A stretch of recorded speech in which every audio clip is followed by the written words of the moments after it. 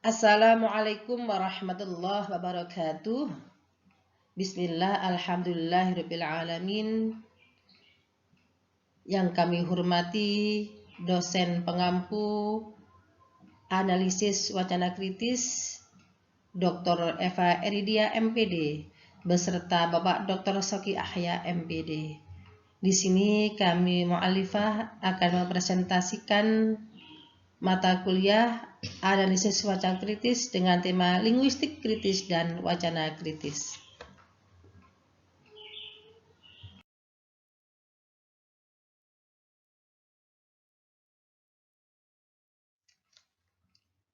Pengertian linguistik kritis dan wacana kritis. Linguistik kritis merupakan kajian ilmu bahasa yang bertujuan mengungkapkan relasi kuasa tersembunyi dan proses-proses ideologis yang muncul dalam teks-teks lisan atau tulis. Sedangkan wacana kritis sebagai sebuah kajian tentang relasi-relasi antara wacana, kuasa, dominasi, ketidaksamaan sosial, dan posisi analisis wacana dalam relasi-relasi sosial.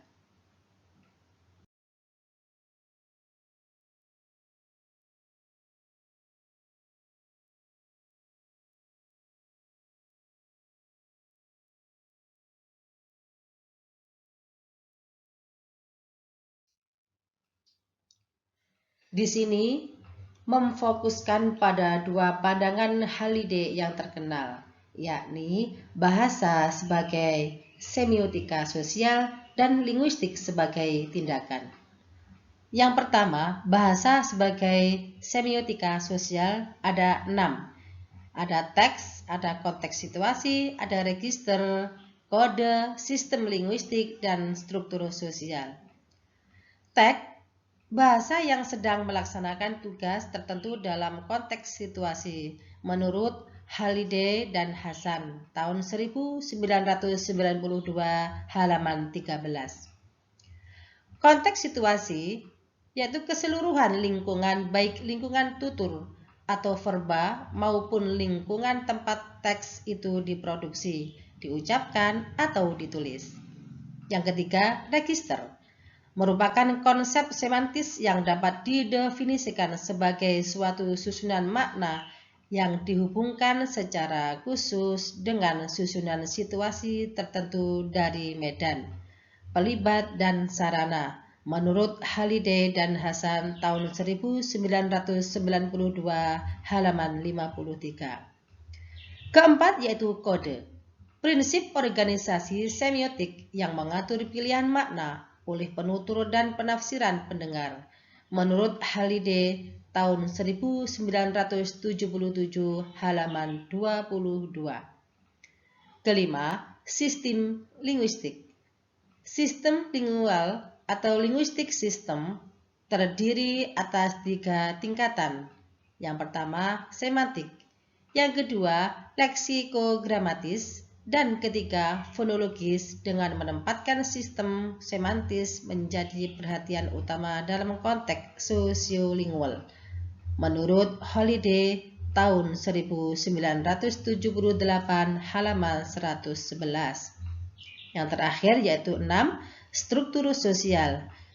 Dalam pandangan Halliday tahun 1978 halaman 113 dan 114, struktur sosial berhubungan dengan konteks sosial, pola-pola hubungan sosial, dan kelas atau hierarki sosial.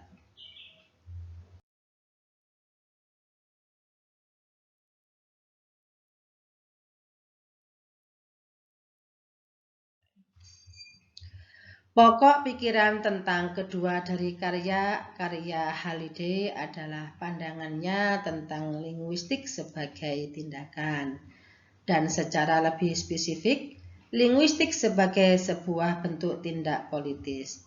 Terkait dengan ini, apa dan siapa, Halliday dapat dipahami dari pernyataan Hasan dan Martin tahun 1989 halaman 4. Dan yang kedua, jejak Halliday dalam linguistik kritis ini Yang pertama yaitu pandangan tentang sifat instrumental dalam linguistik.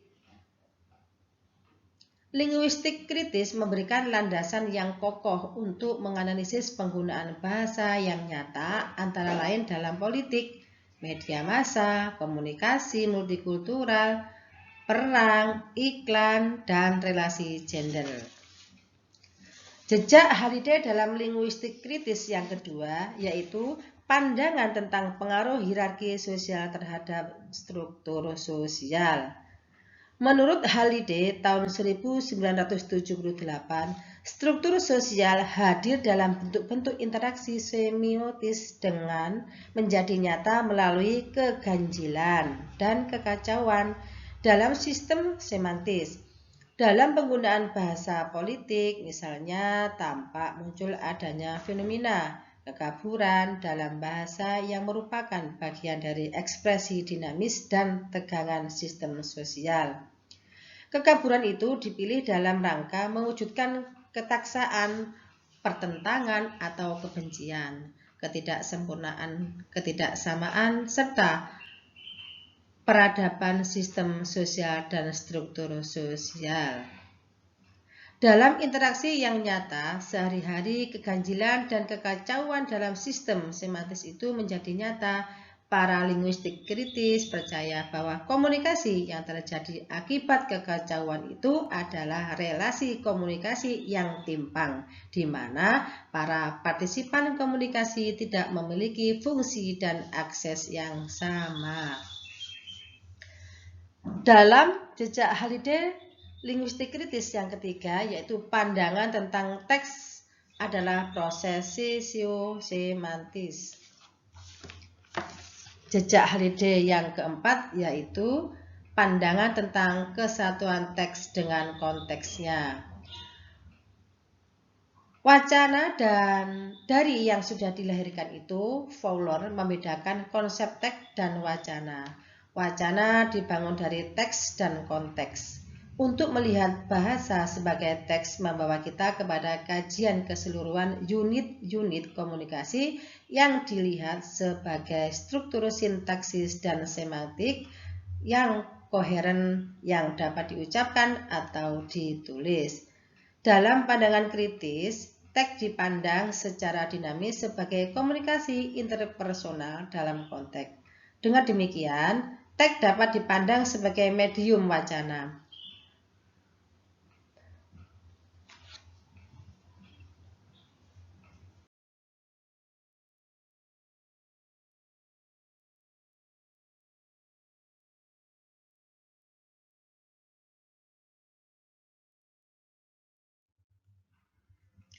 Selanjutnya, yaitu wacana kritis. Analisis wacana kritis sering dipandang sebagai oposisi analisis wacana deskriptif yang memandang wacana sebagai fenomena teks bahasa semata-mata. Dalam AWK, wacana tidak dipahami semata-mata sebagai kajian bahasa. AWK memang menggunakan bahasa dalam teks untuk dianalisis. Hasilnya pun bukan untuk memperoleh gambaran dari aspek kebahasaan, melainkan menghubungkannya dengan konteks. Hal itu berarti bahwa itu dipergunakan untuk tujuan dan praktik tertentu termasuk di dalamnya praktik kekuasaan. Dalam jejak Halliday dalam analisis wacana kritis ada 5. Yang pertama, pandangan tentang proyeksi teks kepada level yang lebih tinggi. Menurut Halliday tahun 1978, halaman 138, sebuah teks selain dapat direalisasikan dalam level-level sistem lingual yang lebih rendah seperti sistem leksikogramatis dan fonologis, juga merupakan realisasi dari level yang lebih tinggi dari interpretasi kesastraan, sosiologis, psikoanalitis, dan sebagainya yang dimiliki oleh teks itu. Pilihan terhadap struktur lingual tertentu misalnya dapat ditafsirkan kepada persoalan-persoalan yang lebih besar. Dalam jejak Halliday dalam AWK yang kedua yaitu pandangan tentang wacana sebagai tindakan. Pandangan Halliday tersebut dapat dilihat pada pikiran Fairclough tentang konsep wacana. Dalam pandangan Fairclough tahun 1995, wacana dipahami sebagai sebuah tindakan. Wacana adalah bentuk interaksi. Wacana tidak ditempatkan dalam ruang yang tertutup dan internal. Tidak ada wacana yang vakum sosial. Hal itu mengandung dua implikasi. Pertama, wacana dipandang sebagai sesuatu yang bertujuan, apakah untuk mempengaruhi, membujuk, menyanggah, memersuasif. Seseorang yang berbicara atau menulis selalu mempunyai tujuan, besar atau kecil. Dan yang kedua, wacana dipahami sebagai sesuatu yang diekspresikan secara sadar, terkontrol, bukan sesuatu yang di luar kendali atau diekspresikan di luar kesadaran. Tidak ada wacana yang lahir tanpa disadari sepenuhnya oleh penutur atau pembicara. Dan yang ketiga yaitu pandangan tentang peran konteks dalam produksi dan interpretasi wacana. Yang keempat yaitu pandangan tentang hubungan dialektis atau antara struktur mikro dan makro. Yang lima yaitu pandangan tentang kajian bahasa, hakikatnya adalah kajian terhadap trilogi teks, konteks, situasi, konteks, budaya yang saling terkait. Dalam pandangan Halliday tersebut semakin dieksplisitkan oleh Fairclough dalam memandang wacana dan analisis wacana. Wacana dalam pandangan Fairclough harus dilihat secara simultan sebagai tiga serangkai yang dialogis, teks-teks bahasa, baik lisan atau tulisan, praktis kewacanaan yaitu produksi dan interpretasi teks, dan ketiga praksis sosiokultural, yakni perubahan-perubahan masyarakat, institusi kebudayaan dan sebagainya yang menentukan bentuk dan makna sebagai wacana. Dari ketiga unsur itu menurut Fairclough disebut dengan dimensi wacana. Begitulah tentang wacana kritis.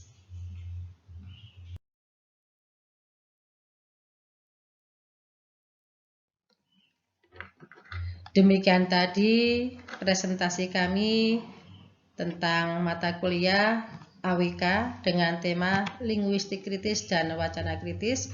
Kurang lebihnya mohon maaf yang seikhlas-ikhlasnya. Kami ucapkan terima kasih dan mohon maaf.